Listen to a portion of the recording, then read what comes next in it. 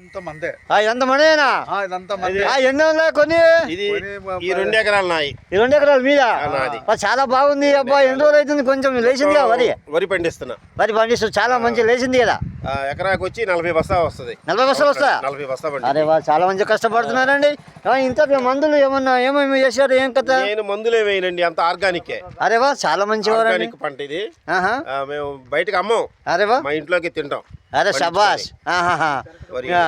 ఇంకా వేరే పంట చేనులు ఏమున్నాయి మీకు? కూరగాయలు పండిస్తాం. కూరగాయలు పండించుడు అంత ఇదంతా బీరకాయ చెట్లు, బీరకాయ, ఇదంతా మిరప తోట. బండి కూడా మందేనా?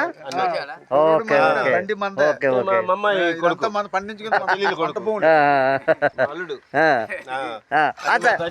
ఆ చెరువు పక్కన 4 ఎకరాలు ఎవరిది?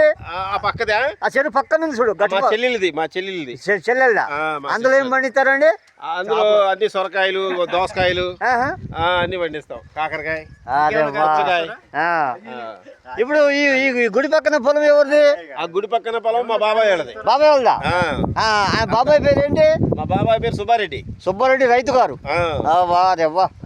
ఇంకా ఈ ఊర్లో మొత్తం మాయే పొలాలన్నీ అంతా మా బాబాయ్, మా మామయ్య. అరేవా అంతా మన కుటుంబాలు అంతా మనోళ్ళు అన్నమాట. మా ఫ్యామిలీస్ అన్ని, మన ఫ్యామిలీ మొత్తం.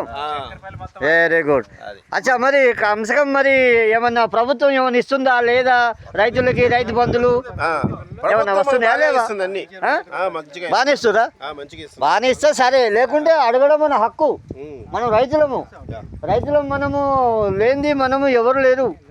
రైతులు మనం పంట పండిస్తేనే లోకం అందరికీ అన్నం దొరుకుతుంది.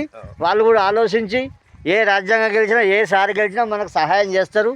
ఏమన్నా హక్కులు ఉంటే ప్రభుత్వం నడవడానికి మనకు హక్కు ఉంది. మనం లంగలంగా పంటలు పండిస్తున్నాం. కూలీలా?